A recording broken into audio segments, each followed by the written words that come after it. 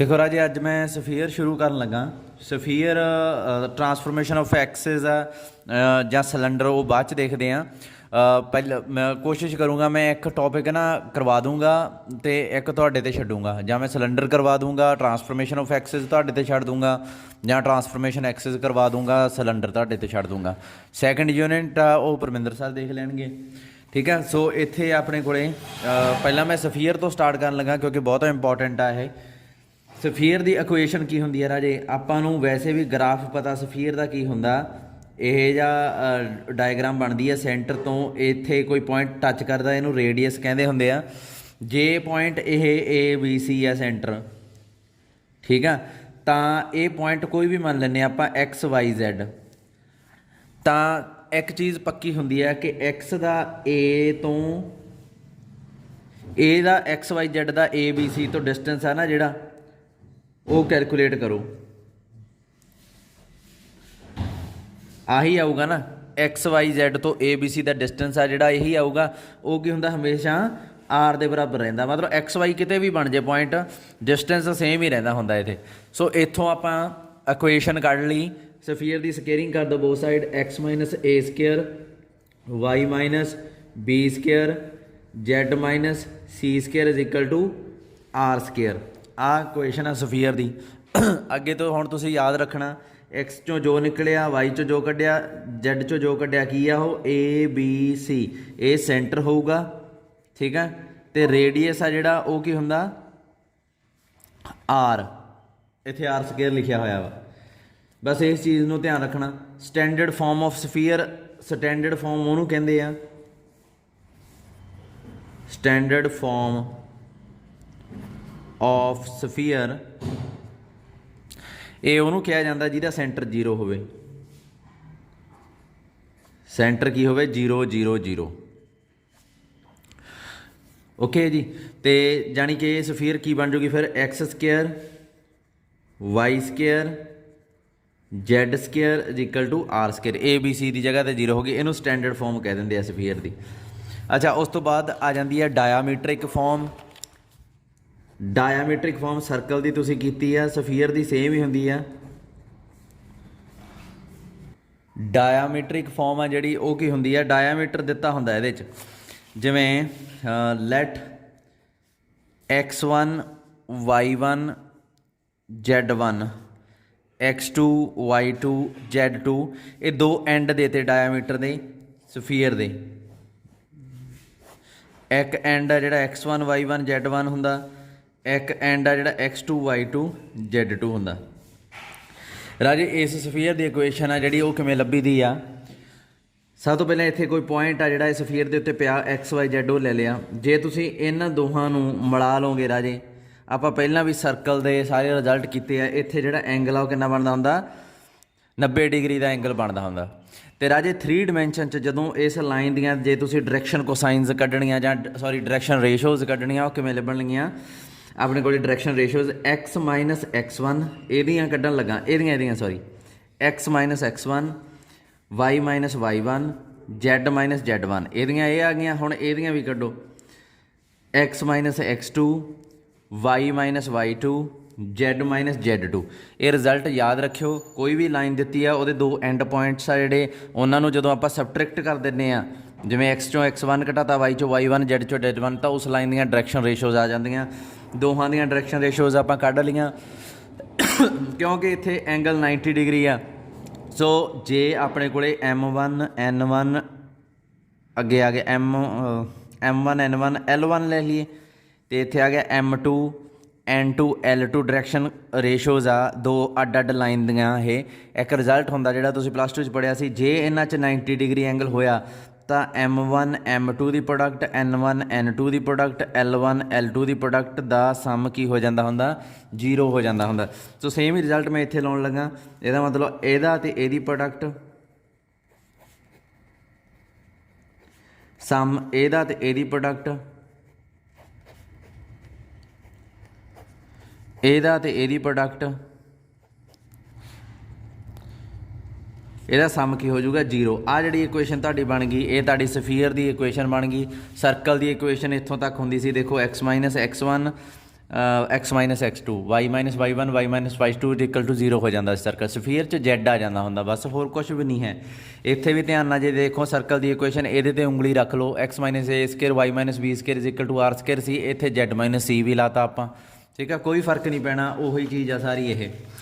ਉਸ ਤੋਂ ਬਾਅਦ ਜਨਰਲ ਫਾਰਮ ਆਫ ਸਫੀਅਰ ਆ ਜਾਂਦੀ ਆ ਕਿਉਂਕਿ ਜਨਰਲ ਫਾਰਮ ਮਤਲਬ ਜਿਹੜੀ ਹਮੇਸ਼ਾ ਕਿਤੇ ਵੀ ਆਪਾਂ ਲਿਖ ਸਕਦੇ ਹਾਂ ਬਹੁਤ ਜ਼ਰੂਰੀ ਹੈ ਤੁਹਾਨੂੰ ਪਤਾ ਹੋਣੀ ਚਾਹੀਦੀ ਆ।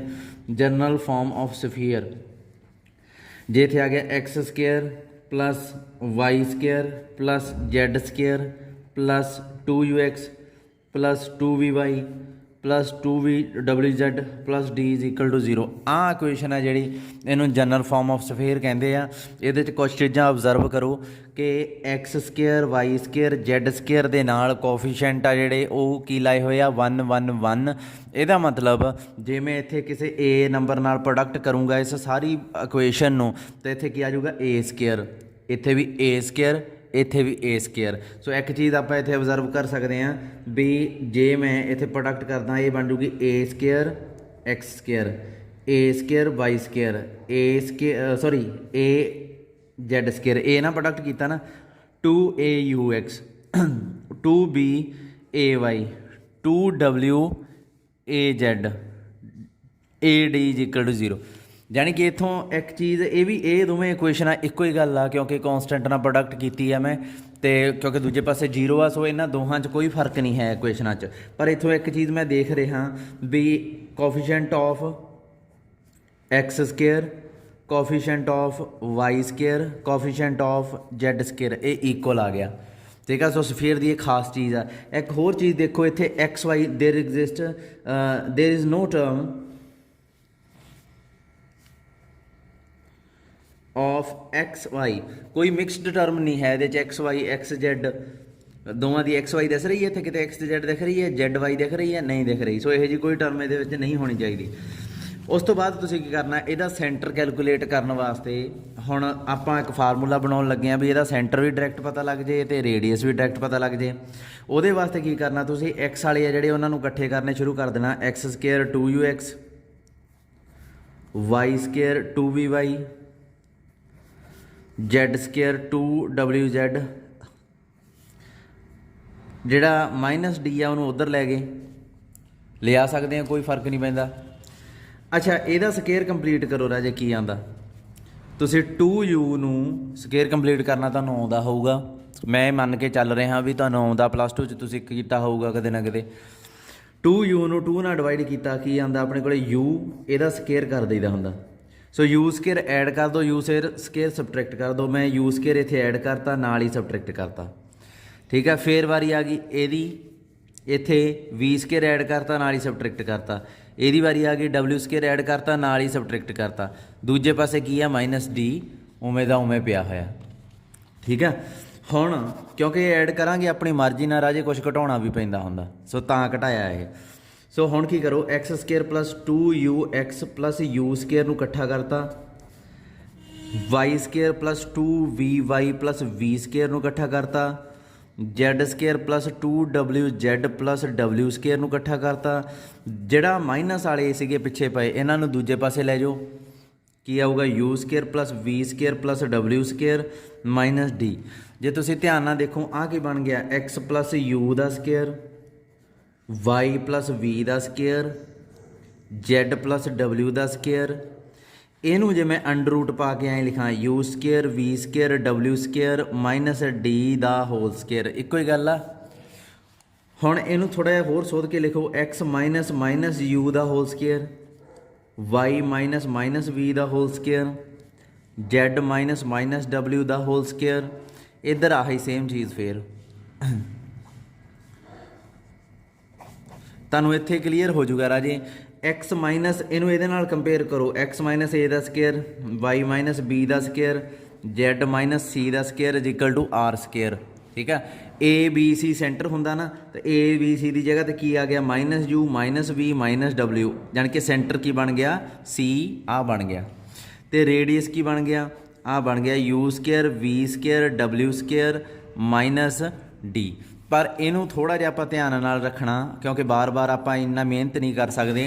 आपां एक फार्मूला बनाउण लगे हाँ ध्यान नाल देखो सेंटर की आ minus u minus v minus W.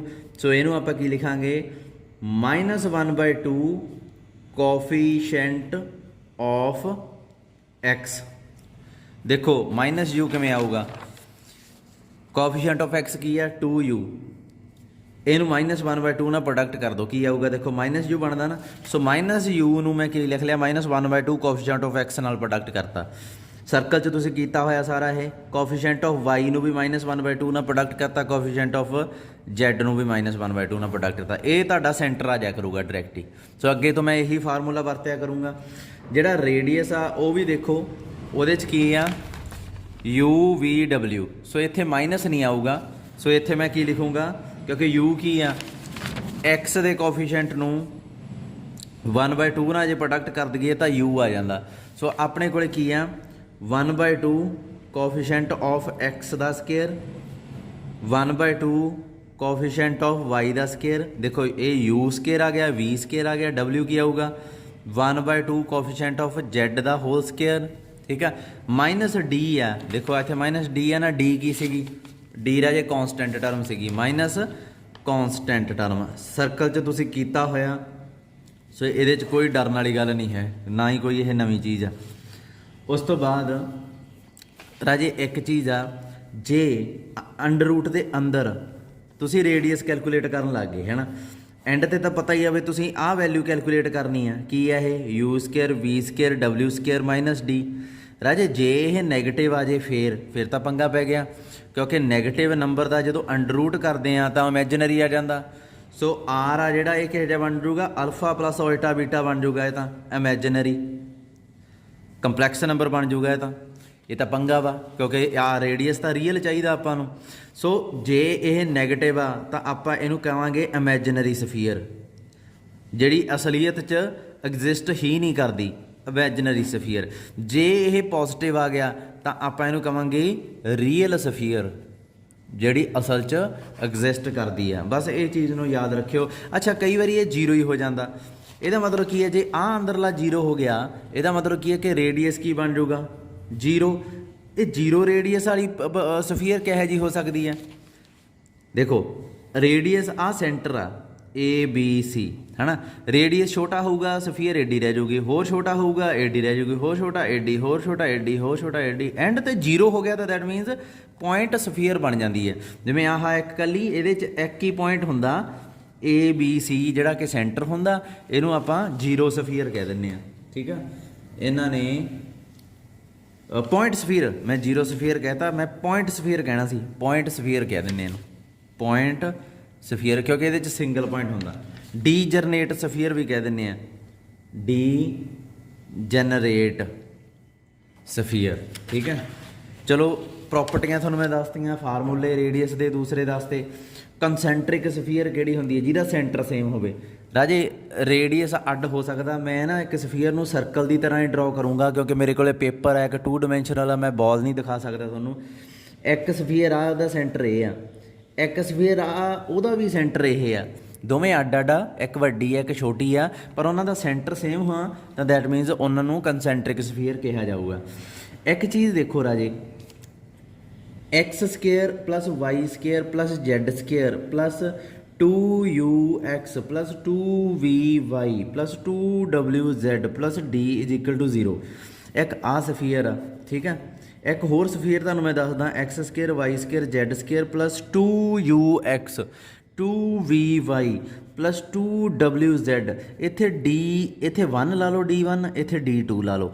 ਇੱਥੋਂ ਕੀ ਪਤਾ ਲੱਗਿਆ ਮੈਨੂੰ ਵੀ ਇਹ ਸਫੀਅਰ ਅੱਡ ਦੀ ਆ, ਇਹ ਸਫੀਅਰ ਅੱਡ ਦੀ ਆ, ਕਿਉਂਕਿ ਇਹਦੇ 'ਚ ਲਾਸਟ ਵਾਲੀ ਟਰਮ ਡਿਫਰੈਂਟ ਆ, ਬਾਕੀ ਸਾਰੀ ਪੋਲੀਨੋਮੀਅਲ ਸੌਰੀ ਸੇਮ ਆ, ਇਹ ਬਾਕੀ ਸਾਰੀ ਇਕੁਏਸ਼ਨ ਸੇਮ ਆ। ਹੁਣ ਮੈਨੂੰ ਇਹਦਾ ਸੈਂਟਰ ਦੱਸੋ, ਤੁਸੀਂ ਕਹੋਗੇ ਸਰ ਇਹ ਈਜ਼ੀ ਕੈਲਕੂਲੇਟ ਹੋ ਜਾਊਗਾ, x ਦੇ ਕੋਫੀਸ਼ੀਐਂਟ ਨੂੰ -1/2 ਨਾਲ ਪ੍ਰੋਡਕਟ ਕਰੀ ਜਾਣੀ ਅਸੀਂ, ਆ ਜਾਊਗਾ। ਫਿਰ ਮੈਂ ਤੁਹਾਨੂੰ ਕਹੂੰਗਾ ਇਹਦਾ ਸੈਂਟਰ, ਤੁਸੀਂ ਕਹੋਗੇ ਸਰ ਸੇਮ ਹੀ ਇਹਦਾ ਬਣਦਾ। ਸੋ ਇਸ ਕਰਕੇ ਕਿਉਂਕਿ ਇਹ ਦੋਵੇਂ ਅਲੱਗ-ਅਲੱਗ ਆ ਬਟ ਸੈਂਟਰ ਸੇਮ ਹੋਣ ਕਰਕੇ ਇਹ ਦੋਵੇਂ ਕੰਸੈਂਟਰਿਕ ਹੋ ਜਾਂਦੀਆਂ। ਸੋ ਕੰਸੈਂਟਰਿਕ ਸਫੀਅਰ ਵਿੱਚ ਕੀ ਹੁੰਦਾ, ਇਕੱਲੀ ਕੌਂਸਟੈਂਟ ਟਰਮ ਅੱਡ ਦੀ ਹੁੰਦੀ ਆ, ਬਾਕੀ ਸਾਰਾ ਕੁਝ ਸੇਮ ਹੁੰਦਾ। ਸੋ ਇਹ ਯਾਦ ਰੱਖਿਓ ਕੰਸੈਂਟਰਿਕ ਸਫੀਅਰ ਦਾ ਕੀ ਮਤਲਬ ਆ, ਇਕੱਲੀ ਕੌਂਸਟੈਂਟ ਟਰਮ ਅਲੱਗ ਆ, ਬਾਕੀ ਸਾਰਾ ਸੇਮ ਆ। ਅੱਗੇ ਇੰਟਰਸੈਪਟ ਫਾਰਮ ਆ ਗਈ, ਇੰਟਰਸੈਪਟ ਫਾਰਮ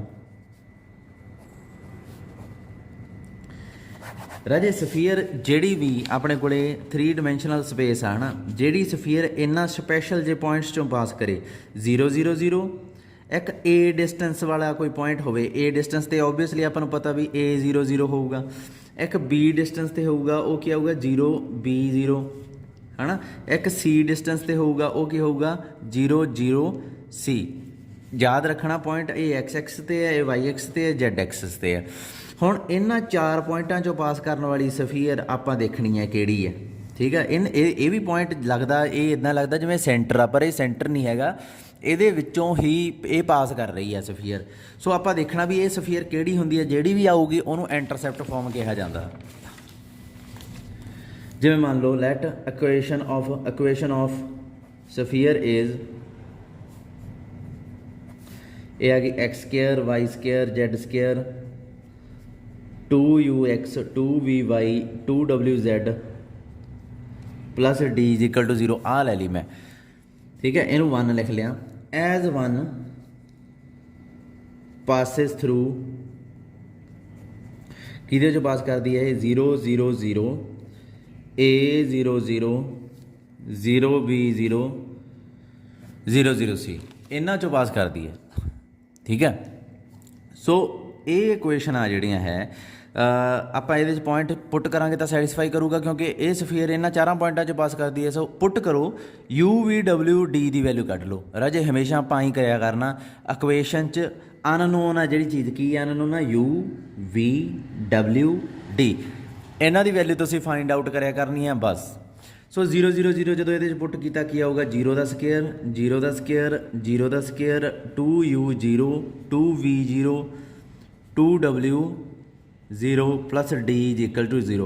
ਆਹ ਸਾਰਾ 0 ਹੋ ਜਾਊਗਾ, ਇੱਥੋਂ ਤੱਕ ਕੀ ਬਚੂਗਾ 0 plus D is equal to 0, ਜਾਣੀ ਕਿ D ਦੀ ਵੈਲਿਊ ਕੀ ਆ ਗਈ 0।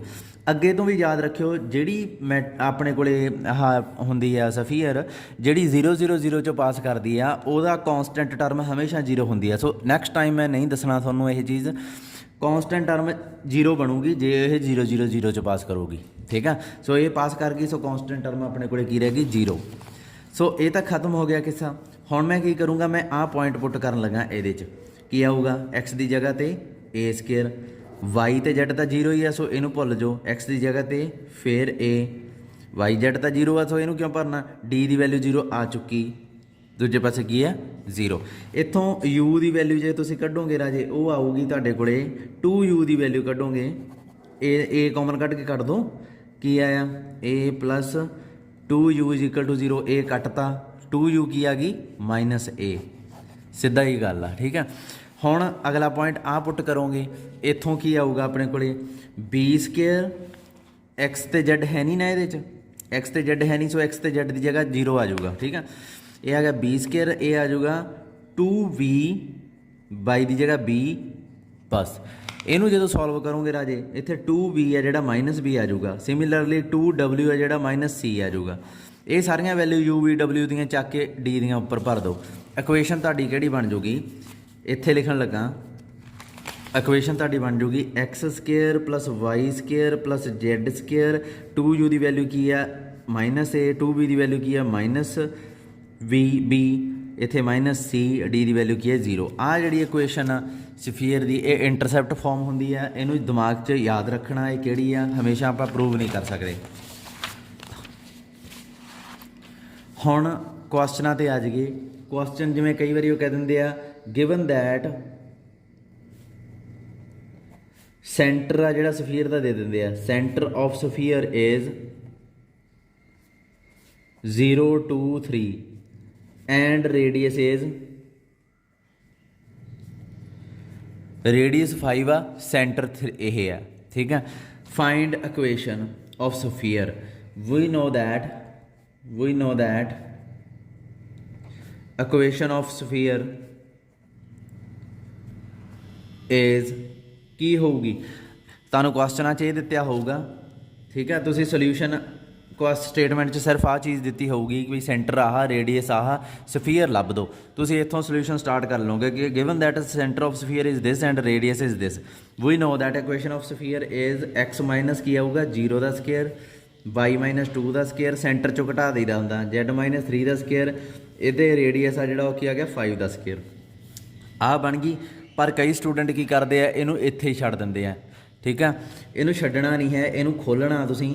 Y square x square y square z square ਆਊਗਾ। ਠੀਕ ਹੈ, ਇਹਦੇ ਵਿੱਚੋਂ ਇਹ ਤਿੰਨਾਂ ਵਿੱਚੋਂ ਇਹਦੇ 'ਚੋਂ ਦੇਖੋ -4y ਆਉਣਾ ਸੀ, ਇਹਦੇ 'ਚ -6z ਵੀ ਆਉਣਾ ਸੀਗਾ। ਕੌਂਸਟੈਂਟ ਟਰਮ ਕੀ ਆਊਗੀ, ਇਹਦੇ 'ਚ 4 ਆਊਗੀ, ਇਹਦੇ 'ਚ 9 ਆਊਗੀ, ਜਾਣੀ ਕਿ 13। ਉੱਧਰੋਂ ਕੀ ਆ ਗਿਆ -25 ਇਜ਼ ਇਕੁਅਲ ਟੂ 0।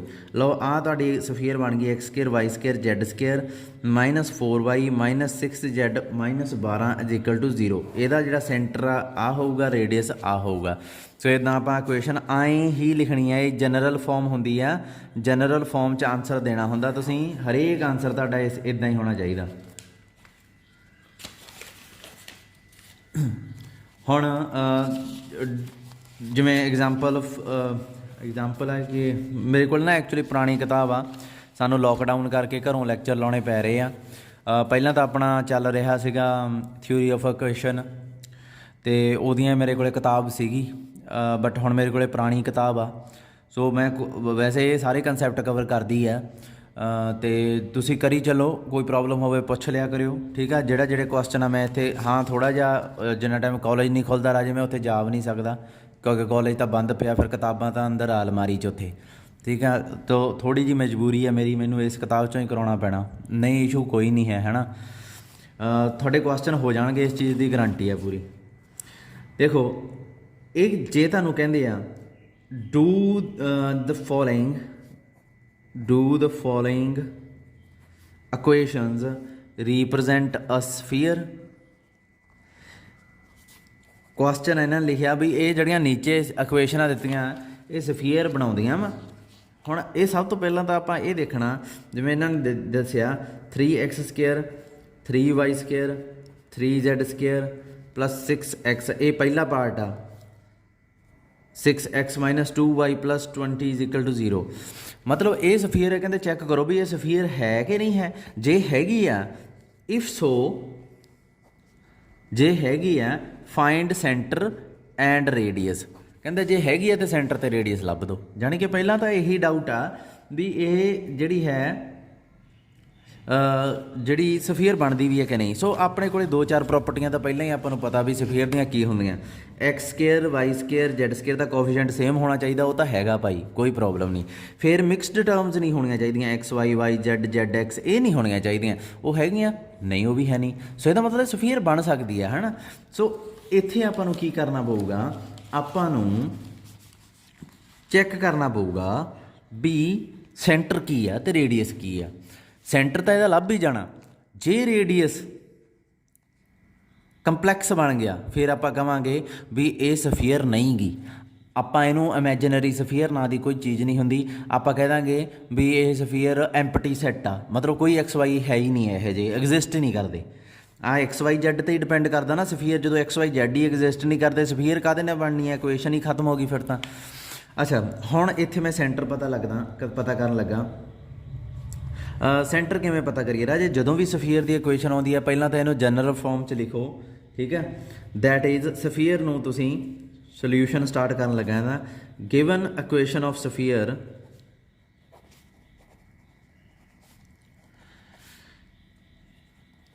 ਦੁਬਾਰਾ ਲਿਖ ਲੈਂਦੇ ਹਾਂ।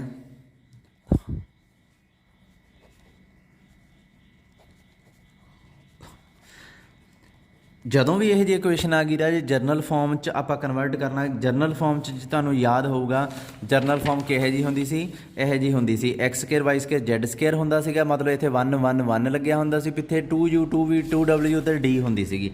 ਸੋ ਇੱਥੇ ਇਹਨੂੰ 1 1 ਬਣਾਓ ਕਿਵੇਂ? 3 ਨਾਲ ਡਿਵਾਈਡ ਕਰਕੇ, 3 ਨਾਲ ਡਿਵਾਈਡ ਕੀਤਾ, ਇੱਥੇ 2/3 ਬਣ ਗਿਆ। 20/3 ਇਜ਼ ਇਕੁਅਲ ਟੂ 0। ਆਹ ਇਕੁਏਸ਼ਨ ਆ ਤੁਹਾਡੀ ਅਸਲ 'ਚ। ਹੁਣ ਇੱਥੇ ਮੈਂ ਇਹਦਾ ਸੈਂਟਰ ਫਾਈਂਡ ਆਊਟ ਕਰ ਸਕਦਾ। ਇਹਨੂੰ ਨੰਬਰ 1 ਲਿਖ ਲੈਂਦੇ ਹਾਂ। ਨਾਓ ਕਲੀਅਰਲੀ ਸੈਂਟਰ ਆਫ 1 ਇਜ਼ ਕੀ ਆਊਗਾ? ਐਕਸ ਦੇ ਨਾਲ ਜੋ ਪਿਆ ਉਹਨੂੰ -1/2 ਨਾਲ ਪ੍ਰੋਡਕਟ ਕਰ ਦਿਓ। ਕੀ ਆਊਗਾ? 2 ਆ, ਸੋ -1। ਇਹਦੇ ਨਾਲ ਜੋ ਪਿਆ -1/2 ਨਾਲ ਪ੍ਰੋਡਕਟ ਕਰ ਦਿਓ। ਕੀ ਆਊਗਾ? 1/3। ਜ਼ੈਡ ਨਾਲ ਤਾਂ ਕੁਛ ਪਿਆ ਹੀ ਨਹੀਂ, ਸੋ ਕੀ ਆਊਗਾ? 0। And radius of one is radius की हुंदा राजे एक चीज़ इत्थे ध्यान रखियो आपां लिखदे आ सेंटर इत्थे ये थोड़ा जिहा रफ काम आ थोड़ा जिहा समझाउण नहीं कर रहा सेंटर आ आउंदा हुंदा ना ते रेडियस आ आउंदा हुंदा राजे ये बाला कन्फ्यूज़ होने की लड़ नहीं जे आप इतने यू स्केयर की जगह माइनस यू का होल स्केयर लिख ला माइनस बी का होल स्केयर लिख ला माइनस डबल्यू का होल स्केयर लिख ला तो इतने माइनस डी लिख ला कोई फर्क आ ये दोवें इक्वल आ ना आह तो आह पर आ पॉइंट है जेडे माइनस यू आ पिया वा माइनस बी आ पिया वा माइनस डबल्यू आ पिया वा जानी कि सेंटर पहला तो आ सेंटर के एलीमेंट्स का स्केयर करके सम किया होया है ना यू वी डबल्यू का यही है ना माइनस यू वी माइनस डबल्यू तो वो जो कॉन्सटेंट टर्म घटाई हुई है सो मैं इतने की करूँगा माइनस वन का स्केयर 1/3 का स्केयर 0 का स्केयर वो जो कॉन्सटेंट टर्म घटा देने कॉन्सटेंट टर्म इतने की दी हुई आ 20/3 हुण कई बच्चे इतने 20 घटा देंगे है ना उन्हों का गलत हो जाऊगा सो इतों रेडियस आ जिहड़ा तुसीं कैलकुलेट किया ये कितना आ गया 1/9 माइनस 20/3 जदों इनू कैलकुलेट करोगे राजे नैगेटिव नंबर बनूगा ये आ जाएगा 9 ते 1 10/9 ये आ जाऊगा 40/9 माइनस 30/9 आ गया ये आ गया नैगेटिव नंबर अंदर सो इसका मतलब therefore radius is not a real number ये तो रियल नंबर है ही नहीं देयर फोर की होगा आप इनू एम्पटी सैट कह सकते हैं आप इनू imaginary sphere given equation represents an empty set ये तो कहते एम्पटी सैट नू रिप्रजेंट करती है मतलब ये कोई स्फीयर नहीं गी ना ही कोई यह जा कितने पॉइंट तुहानूं मिलूगा ग्राफ च सो खत्म हो गया किस्सा ठीक है सीधा सीधा जिहा काम आ उस तो बाद ਜਦੋਂ ਆਪਣੇ ਕੋਲੇ ਸਰਕਲ ਦੇ ਕੁਐਸਚਨ ਆਪਾਂ ਕਰਦੇ ਸੀਗੇ ਆਪਾਂ ਨੂੰ ਇੱਕ ਐਂਡ ਡਾਇਆਮੀਟਰ ਦਾ ਦੇ ਦਿੰਦੇ ਸੀ ਦੂਸਰਾ ਐਂਡ ਪਤਾ ਕਰਨ ਨੂੰ ਕਹਿੰਦੇ ਸੀ ਤਾਂ ਆਪਾਂ ਕਿੰਨੇ ਸੌਖੇ ਵੇ ਨਾਲ ਕੈਲਕੂਲੇਟ ਕਰ ਲੈਂਦੇ ਸੀਗੇ ਸੋ ਕਈ ਸਫੀਰਾਂ ਇਹਨਾਂ ਨੇ ਇਦਾਂ ਦੇ ਕੁਐਸਚਨ ਦਿੱਤੇ ਹੋਏ ਆ 1 end of the diameter of sphere is x square sphere ਆ ਵਾ ਇਹਦਾ 1 ਐਂਡ ਡਾਇਆਮੀਟਰ ਦਾ ਜਿਹੜਾ ਉਹ ਕੀ ਦਿੱਤਾ ਹੋਇਆ ਇਜ਼ ਅ ਪੁਆਇੰਟ ਆ ਐਂਡ ਆ 1 5 ਮਾਈਨਸ 1 ਇਹ ਕਹਿੰਦੇ ਫਾਈਂਡ ਅਦਰ ਐਂਡ दूसरा एंड पता करो ठीक है एक सफीयर देती है ना सोल्यूशन है जोड़ा स्टार्ट करते हैं the equation of sphere is ये पहली लाइन तुसी लिखनी ही होंगी है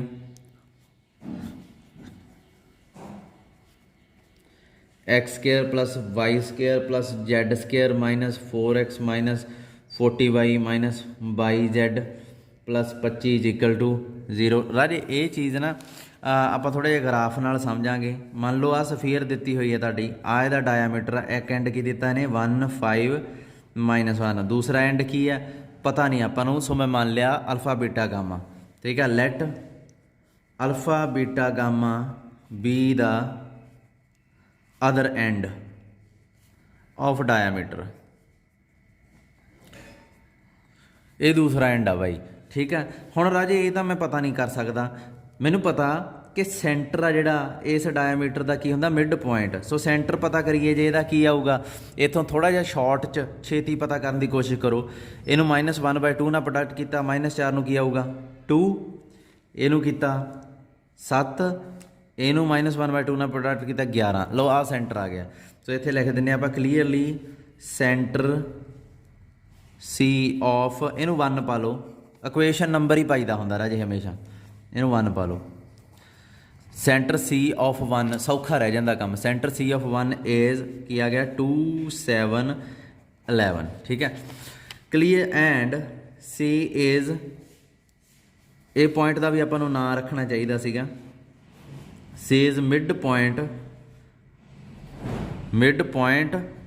ਕਿਹਦਾ ਮਿਡ ਪੁਆਇੰਟ ਹੁੰਦਾ of diameter diameter the mid point ਹੁੰਦਾ ਜੇ ਮੈਂ ਤੁਹਾਨੂੰ ਕਹਾਂ ਵੀ ਆਹ 2 ਪੁਆਇੰਟ ਦਿੱਤੇ ਇਹਨਾਂ ਦਾ ਮਿਡ ਪੁਆਇੰਟ ਲੱਭੋ ਕਿਵੇਂ ਲੱਭੋਗੇ ਤੁਸੀਂ ਕਹੋਗੇ ਸਰ ਅਲਫਾ ਤੇ 1 ਨੂੰ ਜੋੜੋ 2 ਨਾਲ ਡਿਵਾਈਡ ਕਰੋ ਪਹਿਲਾ ਐਲੀਮੈਂਟ ਆ ਜਾਊਗਾ ਬੀਟਾ ਤੇ 5 ਨੂੰ ਡਿਵਾਈਡ ਕਰੋ 2 ਨਾਲ ਬੀਟਾ ਤੇ 5 ਨੂੰ ਜੋੜ ਕੇ ਤੇ ਦੂਸਰਾ ਐਂਡ ਆ ਜਾਊਗਾ। ਗਾਮਾ ਤੇ ਆਹ ਐਂਡ ਵਾਲੇ ਨੂੰ ਜੋੜੋ, 2 ਨਾਲ ਡਿਵਾਈਡ ਕਰੋ, ਲਾਸਟ ਵਾਲਾ ਆ ਜਾਊਗਾ।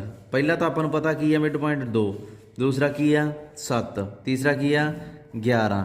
ਸੋ ਇੱਥੋਂ ਅਲਫਾ ਬੀਟਾ ਗਾਮਾ ਦੀ ਵੈਲਿਊ ਕੱਢ ਲਿਓ, ਉਹ ਬਹੁਤ ਸੌਖੀ ਆ। ਅਲਫਾ ਕੀ ਆ ਜਾਊਗਾ ਆਪਣੇ ਕੋਲੇ 3, ਬੀਟਾ ਆ ਗਿਆ 9, ਗਾਮਾ ਆ ਗਿਆ 23। ਸੋ ਅਦਰ ਐਂਡ ਕੀ ਆ ਗਿਆ, ਅਦਰ ਐਂਡ ਇਜ਼ 3, 9, 23। ਲਓ ਇੱਦਾਂ ਆਪਾਂ ਕਰਕੇ ਅਦਰ ਐਂਡ ਲੱਭ ਲਿਆ ਕਰਨਾ ਵਾ। ਠੀਕ ਆ। ਸੋ ਅੱਜ ਦਾ ਇੰਨਾ ਕੁ ਬਹੁਤ ਆ ਕੰਮ, ਸ਼ੁਰੂ ਕਰ ਲਓ ਇਹਨੂੰ। ਸਫੀਅਰ ਸਟਾਰਟ ਕਰਦੇ ਹਾਂ, ਅਤੇ ਜੇ ਕੋਈ ਪ੍ਰੋਬਲਮ ਹੋਈ ਮੈਨੂੰ WhatsApp 'ਤੇ ਭੇਜ ਦਿਆ ਕਰੋ।